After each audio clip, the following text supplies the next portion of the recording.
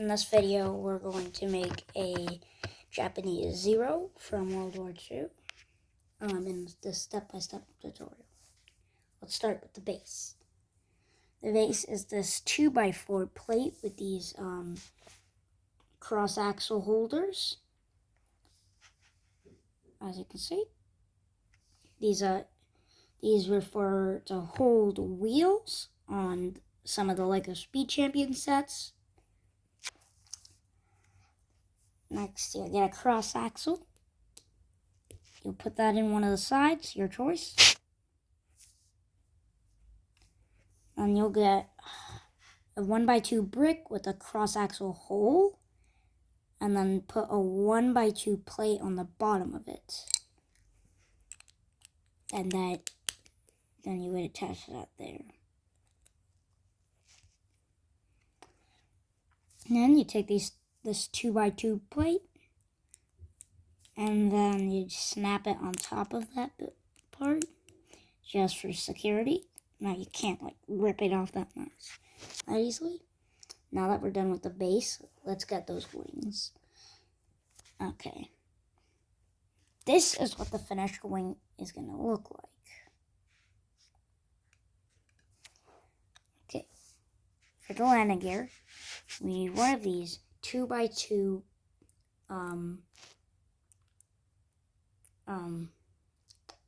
plates with wheels, with a wheel attached to the bottom. We're gonna take a 2x2 plate, and then either a 2x2 plate or two 1x2 plates, and stack those up. You could also use a 2x2 plate with grills on the side. That's 2 plates tall. You could use that too. I don't have one right now, but I do have them in my LEGO collection. And you'd put that onto the wing. The wing is a 4x9. So the wing is a 4x9 plate, basically, with a slope, which slopes in after 4 studs. And then, so when you place the gear, it'll be 2 studs offset. So the gear will be directly where the basically the first and fourth studs would disappear if you were counting 1. If you're counting 1, 2, 3, 4. Okay, I really just did all that math talking for no reason. So let's just get on, and let me stop annoying you. Then you get these wings and the base that you previously made, and you snap them on like so. So the little sub-assembly we made back here with the cross axle and the extra brick and plates with the 2x2 on above is at the back, and the landing gear are going forward. Now that we have most of the base done, we need to get done with another part. When I was breaking this plane down to rebuild it, this piece would not come off. This is a 2x4 brick with a 2x2 transparent slope with no studs on top. And you're going to get a 2x2 slope with 2 studs on top. Transparent, by the way. And you're going to get this 1x2 plate, and you're going to snap it under the 2x2 slope with 2 studs on top here. So it'll look like this. So it'll be sharp and sudden at the front, and then it curves back really nicely. I think it does capture the Zero really well. Right, you get your base back, and you're going to put this 2x4 brick here. The more calmer slope, with no studs on top, should be facing the back portion.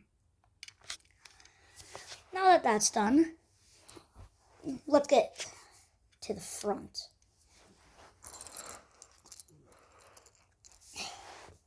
Alright, to make the front, first you need to get this 2x2 round brick with a cross-axle attachment in the middle. Then you need to get this 2x2 plate, a circular plate, with a hole in the middle. Then a stud in the middle, sorry. Then you'll just put that there. Then you'll get, this is a 1x1 cone that is 2 studs tall, opposed to what lots of people use this cone. Okay, so this cone is 3 studs tall. It's as tall as a brick. But this cone is only 2 studs tall, and it is thicker.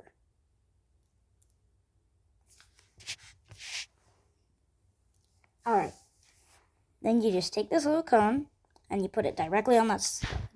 So this would be where the propeller is. The reason I didn't add a propeller is because it would be too hard to have one at like this thing, like at this scale. Alright, putting that aside, you're going to take a 1x2 plate with 4 side studs going down. And you're going to put that, you're going to put the cylindrical canister kind of thing we just made, and you're going to put it onto that. Then you're going to take this 1x2 brick with a cross axle hole in it, kind of like the one we used here. And we're going to put that right under the studs here. Now we're going to get a 1x2 jumper plate. We're going to put that on the bottom. Then, to make the small scoop on the bottom of the engine, we're going to use a 1x1 plate. Okay, now that we have that done, we're going to take this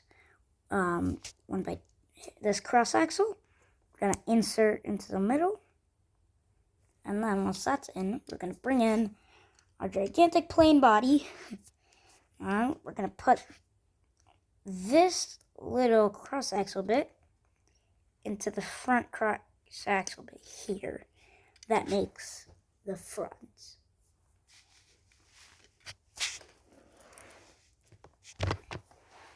Moving on to a different part of the plane.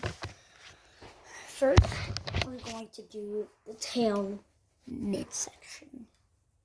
Now that will connect to this piece, and it will hold some of the tail, specialized tail elements. So first we're going to get this 2x4 plate, and this 1x1, I guess you could call it plate, with a round bar at the bottom. Then you're just going to snap that onto the 2x4 plate. By the way, your 2x4 plate does not need to have holes. I just added them for no reason. And that's that. So, then we're going to take a 2x3 brick, and you're going to take this 2x2 plate, and you're going to add this on the bottom. Then you're going to take a 1x2 plate, and you're going to add it there. You can also use a 2x3 plate. Then you're going to take this 1x2 tile, add it on the back. Over here, you're just going to add it like so, nice and flush. But then, wait a minute, it can't connect to the tail, but that's okay, because we have 2 1x4 tiles. Just attach those on.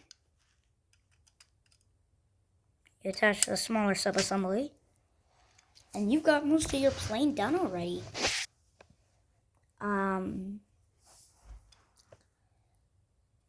You can also substitute these 2 tiles for one 2x4 tile.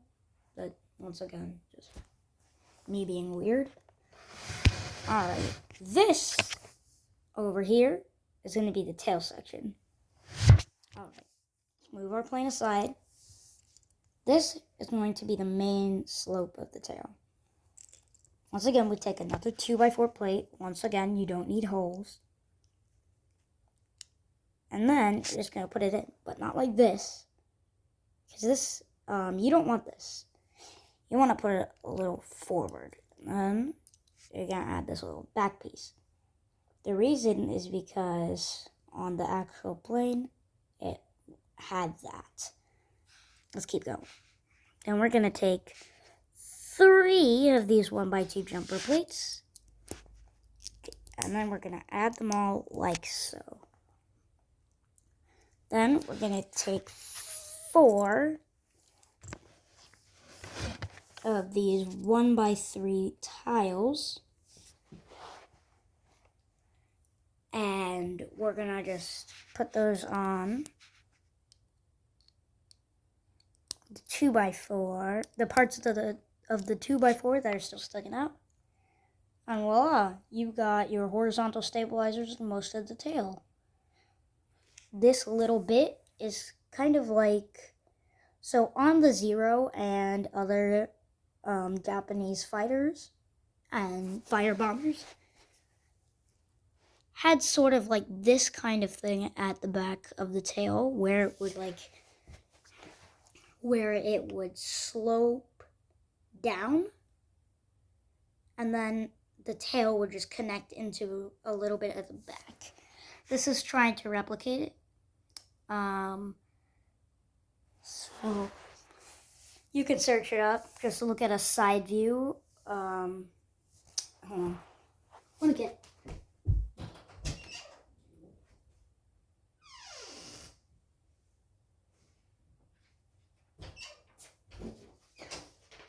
Very sorry. Okay, I'm very sorry. I hope that wasn't too long. As you can see, this is the Zero. And as you can, okay, I'm saying that word.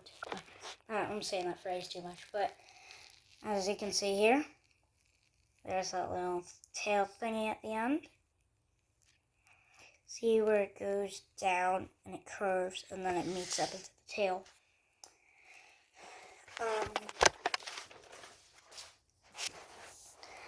I know that this is definitely not a curve, but I think it works the best because it doesn't go out too far and it looks okay, I guess. All right, then we'll get one of these 1x2 slopes and we'll just attach it like so on the jumper plates. And we're gonna take a 1x1 brick, a 1x1 plate, and a 1x1 cheese slope. So we're going to add the 1x1 plate on top of the 1x1 brick. Then the cheese slope will go on top of both of those pieces. And that's to simulate how instead of most other planes, this tail has a symmetrical curve. It's almost symmetrical, not fully symmetrical, but yeah. I was trying to symbolize that, but it was kind of hard. So we're going to take these 2 pieces and just add them on the back. I understand that this is a little bit of a weird, sharp, geometric angle, but it's okay. It's alright. But if you don't like it, just search up another video for building one of these. But after you have that tail section done, you bring in the plane. Well, most of it. You bring in the tail. And it is not a very secure connection, but there's nothing I can really do about that with the amounts of parts I had. I mean, I could, but there's not really any other structural way to do it. So we're going to attach these 2 studs on the bottom here to the 2 studs on here. We're just going to snap them into place like so. Boom, it's done. Okay, you think it's done, but it's not done. We have a tiny little sub-assembly. Alright, what's all these pieces for? Well, if you take a look at this image once again, there's a little fuel tank on the bottom, and I wanted to make it have that fuel tank because I thought it was kind of nice. As you can see, now that I see it too, it is actually rounded, not sharp as I anticipated on both sides. But sharp it is. I could have used one of these stubby pieces, but I don't have many of them. And besides, these are actually wider than a normal one of these cylindrical bricks, if you could call them that. And these cones, they're actually wider. So let's compare them. I mean, the base is wider. They're both the same width. But as you can see, the base on this brick is wider, and it would cut into the bottom of the plane when I placed it down. Let's make it. Okay, first you're gonna get one of these cone pieces. You're gonna get one of these cylindrical 1x1s. Gonna put it there. Then you're gonna get one of these Technic pins with a stud on one side. You're gonna insert that into the brick. If you can call it one once again. I know it's kind of mangled and I have no clue how this happened, but don't pay attention to it. We're gonna get one of these 1x1 plates with a one stud on one side. Just gonna attach it. Oh, technical difficulties here, sorry. Then you're gonna take another one of these cones, and you're gonna put it on the end. And that's a good looking fuel tank. As you can see, it's not as rounded as the real life one was. As you can see, it's pretty sharp on both sides, but at this point, there's nothing I can do about it. Now that I think about it too hard, I realize that since this stud has a little tiny itty bitty plate above it,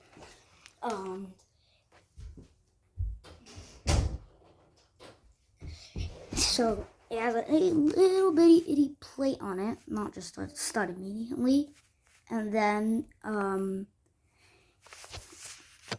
so I might have been able to put the stubbier piece on but it is what it is. Whatever I said, you guys can try it out. Let's just get this image out of our way. So you're gonna flip the plane over, and you can put it either way because for some reason it is still symmetrical, but I like to put it this way. If you wanted to do it more accurately, you can do it like this, or you can do it like one stud back.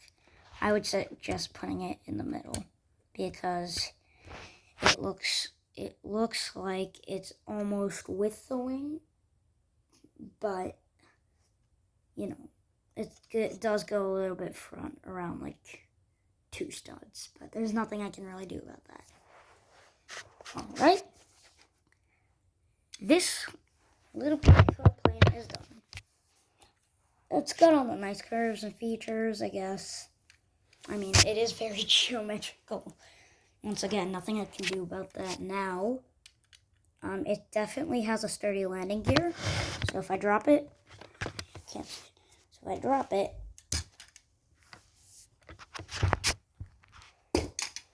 I mean, it does split in two, but the landing gear is not damaged, so that's a thing. Now, the only thing really fragile about this plane, I'd say, was that tail section. And then, only if you go too crazy with it, probably the front section. The reason why this plane is good for battles is because you can literally take pieces off super easily. So if you take these tiles off, you can take another piece off. And if you take this plate off, you can take another piece off. And no, it is not one of those Lego sets where you mix and match cars or planes or something. That's horrible. No offense to Lego, but I do not like it. It makes just you know, it also ruins the color scheme even though Lego tries to not mess it up. That's off topic. For now, you're done with this plane. That concludes the end of my video. I will actually be posting more. Please tell me if my voice is too high. I can use a voice changer or something, but nah, JK. See ya.